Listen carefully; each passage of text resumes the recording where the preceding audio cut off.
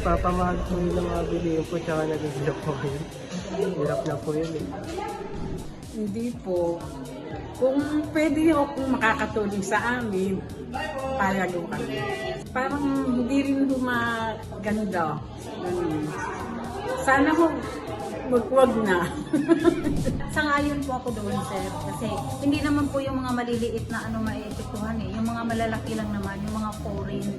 At least, nakakatulong sila sa gobyerno. Sana nga lang, magamit yung pera sa tama. Yun lang po. Kaya sangayon po ko doon. Dahil hindi naman kami maepektuhan mga kapwa ko lang din nahihirap. Kasi wala naman kaming ganun kalalaking mga benta kung nagtitinda man kami. Pero yung mga na kumikita ng milyones dito sa Pinas, dapat lang din silang paatungan ng bat. Sana nga lang magamit sa tama ng gobyerno.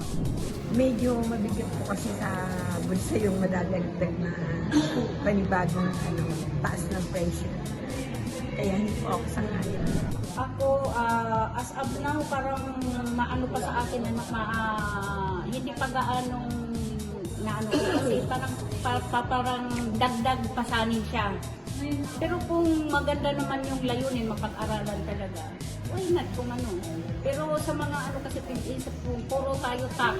Lalo sa side naman namin senior, na may mga maintenance, tapos idagdag pa yan kung ba nanonood ka, nag-subscribe ka sa doon sa isang digital madagdag pa yung pasani na yan para mabigat sa amin na wala na kaming income kumbaga sa yun, imbis na sa halip na yung maidagdag namin pangbili ng aming mga maintenance na gamot, isa na wag na lang kaming mga mahihirap. Di ba yung mayayaman talaga kung sila kami mga small lang kumita ka ng konti na huwag ka lang masama sa bat.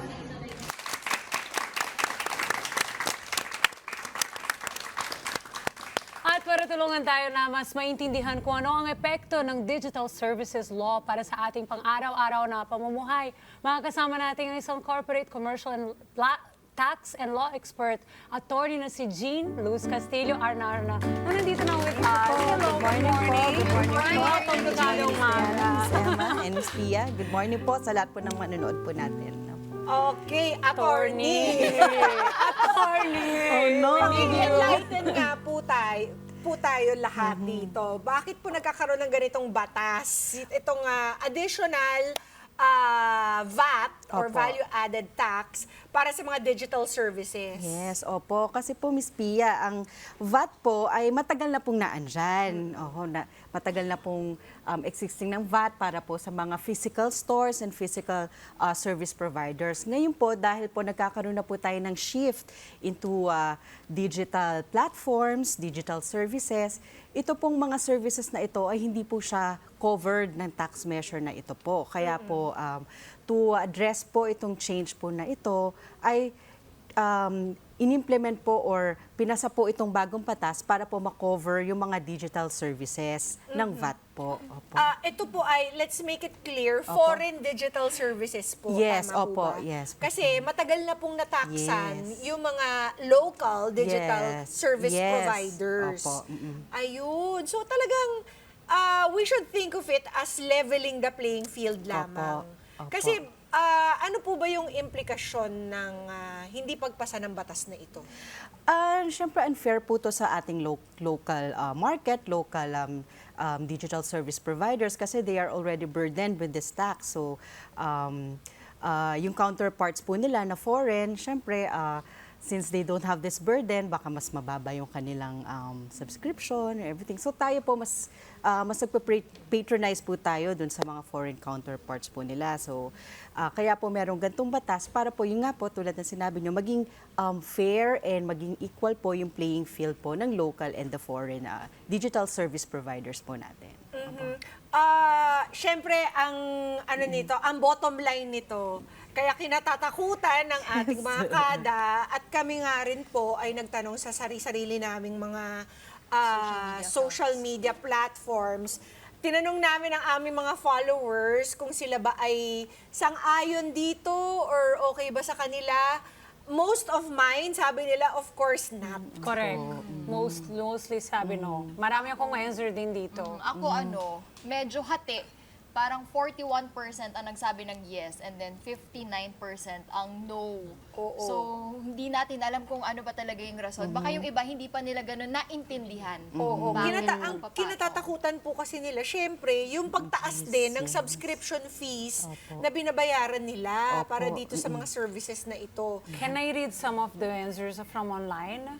Go ahead. Some people said, no, it's another burden for consumers, but we just hope added taxes will help the people in their overall annual revenue instead and not on the consumers. Oh, yun nga po. So, Attorney Jean, ibig sabihin po ba nito, narinig natin yung 12%, magiging 12% din po ba yung increase ng mga subscription fees? Opo, since dahil ang VAT po ay indirect tax na pwede pong ipasa sa consumer and buyers, yun po yung conception po natin na magkakaroon din po siya ng 12% increase. Pero po, yung mga service providers naman din po, it is, aaralin din po naman nila yung kanilang pricing based on their study kung ang 12% increase po ba sa kanilang existing pricing unaffordable na po sa consumer. So, baka pwede naman din po nilang i-temper ng onte as long as they can pay their taxes and as long as the consumers can afford their platforms, ano po yun, hindi po automatic na 12%. Hindi automatic. Depende pa rin yun sa Sa aral niya. digital Yes. streaming service provider. Yes Kung ganun po. kataas ang kanya ipapatong. Yes Sabi po. nga, may nabasa ko, parang, syempre, kung masyado na itataas, Yes. sila din ang mawawala ng Yes. consumer. Correct. Opo. So, ganun. That's right. Opo. And ang nangyayari, sabi po kasi nila, ang malilikom daw po nito ay almost 105 billion pesos. Itong 12% annually para po dito sa mga foreign digital service providers na ito that could go towards funding 46,000 classrooms and then 6,000 rural health units and 7,000 kilometer farm-to-market roads. Medyo marami-rami. kailangan natin yun. Totoo naman. Parang on paper, kung talagang mapupunta doon, why not? 'Di ba? After all, these guys Joke lang, kung.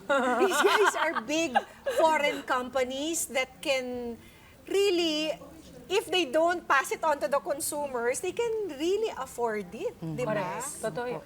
Oo, and it's about time since tayo rin naman ang nagbabayad ng mga subscription fees dito na meron din makuha ang ating bansa from the transactions and from the business that they are doing in our country. Tama po ba, Yes Attorney po, Jean? tama po, Miss Oo, Pia. kailangan lang maging masinop talaga ang pagkikip at pagdidisburse ng funds na ito ng ating government officials at ng ating BIR. Siguro ang matatamaan ba dito, attorney, itong mga tinatawag nating yung middle class, sila yung maapektuhan dito. Kasi pag nagtaas na si digital streaming service provider, hindi na nila ma-afford.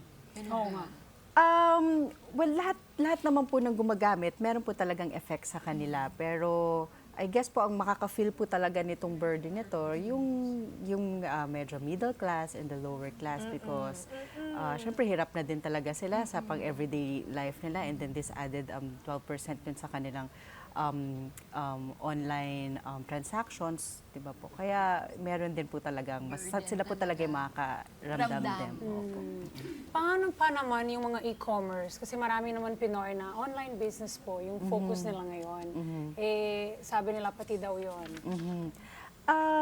Basta po para po ma-consider ka o mapasok ka po sa VAT, dapat po ang inyong gross sales for the past 12 months ay nasa 3 million above. So kapag medyo small business ka naman po, hindi ka pa po VATable. So, opo, so pwede pa Yes. naman yung mga... May so, limit. Opo, may so they threshold shouldn't po be na sila. scared. Yes, Okay. opo. That's good to know. Meron kasi tayong kada dito na nag-online, nagbibenta online. Opo. So, syempre pag narinig di ba, Yes, minsan hindi oho. tayo ganun ka-knowledgeable, ka-aware kung, hala, dagdag agad ng 12%. Oo. So, Paano yung kailangan business ko, di ba? mag-research. Mami Juvie. Alam ko si Mami Juvie online seller. Meron po ba kayong mga katanungan? Kayo po ba ay natatakot dito sa 12% VAT na ito? Nangangamba po, ayan po. Pakiabot na lang po ang mic. Thank you. May katanungan po ako. Go ahead Attorney. po. paano po kami mga local, ano lang po, online seller na parang pre-love lang po yung mga binibili namin. Then, ipopost po namin through marketplace. May VAT din po ba kami? Yun po, basta po yung inyong gross sales for the past 12 months ay papalo po ng 3 million and above. Mandated po kayo to go under the VAT system. Pero pag hindi naman po kayo kailangan mag-VAT po. Thank you po sa idea. Mataas na po ba hanggang gano'n ang inyong sales? Hindi po po. Wala pa po sa 12%. Kaya pa. Meron pa po ba tayong ibang kadang gustong magtanong? Kayo po ay mahilig din gumamit ng mga streaming platforms. Christita. Si Cristita. Kasi po, paano kami kami po maipektuhan mga nanonood, nanonood po kami para ma-release yung stress na madagdagan patuloy na stress. Ayun lang. Doon sa, Diba, Cristita? baka kami po pong magbabayad ng ng mga palabas nilang pinapanood namin. Baka taasan pa po kami. So makakaasa ba tayo, attorney, na halimbawa, kung binabayaran natin ng 150 pesos, for example, yung isang streaming service a month, makakakita na po ba tayo ng, parang yung mga resibong tinatanggap natin pag bumibili tayo ng mga produkto, plus 12% VAT? Antayin po natin yung implementing rules kung paano po nila i-implement yung pag-impose ng mga digital providers ng 12% VAT. Pero po, yun nga po, like I said po, nasa kanila po kung ipapass on nila or hindi. At ano po ang mangyayari doon sa mga foreign digital services company na hindi papayag magbayad ng 12% VAT? So under po dun sa ating batas, meron pong power ang ating BIR Commissioner po to suspend po yung operations nitong digital providers by blocking po yung kanilang digital service. So hindi po siya ma-access dito sa Pilipinas if they will not comply with the Yung law. mga favorite search engines natin, baka mawala. Yes. Ay, sorry. Naku, kailangan natin yan.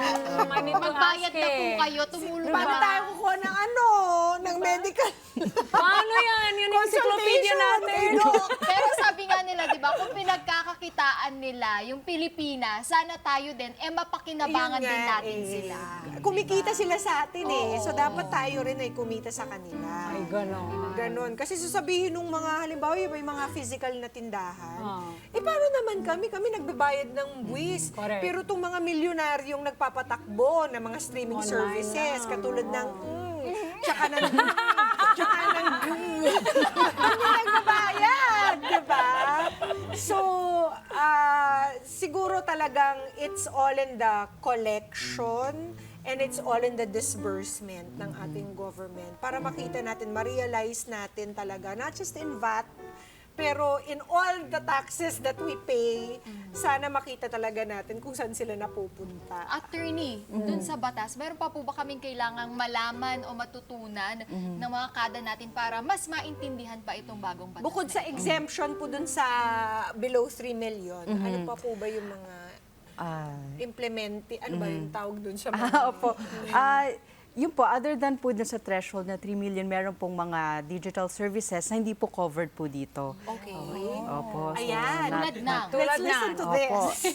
Educational, Attorney. opo, educational services po like yung mga online courses and seminars as long as they are provided by private educational institutions na accredited po ng ating DepEd, TESDA and ng CHED, opo, and mga government institutions po. Yun po. And also banking institutions and quasi-banking institutions po na nagpo-provide po ng financial services. Sana Hindi po naman, covered. ma'am, no, kasi patong-patong na po Yes, yun. opo. So ano na lang po, attorney, ang ating maipapayo sa ating mga kada na nagpapanik na about this new law. Opo. Ang maipapayo lang po natin, una po hindi pa naman po ito ini-implement pa kasi magkakaroon pa po ito ng implementing rules and regulations na hindi pa po nailalabas. So, mga next year pa po siguro ito mai-implement. So, sa ngayon po, maganda na lang din po tayo. And I think yung mga digital service providers po natin ay aaralin din po itong bagong batas po ng Pilipinas na covered po sila. So, wag po tayo mag-alala at ito naman po, maganda po ang layunin ng batas na po ito para din po ito sa ikabubuti din po ng ating bansa. Sana lang po marami. At meron bang alternatives dito? Yung mga nabanggit ko kanina. Pumunta na lang kayo sa Luneta Park. Hindi, sana lang man lang, kung maiwas yung mga tao dyan sa mga streaming on demand, dito na lang kayo sa Net25. Yung channel naman May natin free ay TV free kami. TV naman. Balik na kayo sa TV. Diba sabi ng Maki, pampatanggal mo ng stress. Kami na ang iyong Kami na bahala sa pampatanggal inyo. ng stress. Ayun. Maraming salamat, Attorney. Attorney Jean, thank you so much Sa for- pagpapalinaw sa amin nitong bagong batas na ito. At pwede bang i-share mo sa mga kada natin ang iyong contact kung meron silang karagdagang katanungan? Kung may dragdagan po kayong katanungan, pwede po kayo mag-email po sa akin. Ito po ang info@arblaw.ph. Mga Kanet 25, this is Pia Guanyamago. For more Kada Umaga updates, please click the subscribe button and follow us on Net25 social media pages at Net25 TV and at Net25 Entertainment Facebook page. See you guys. Bye!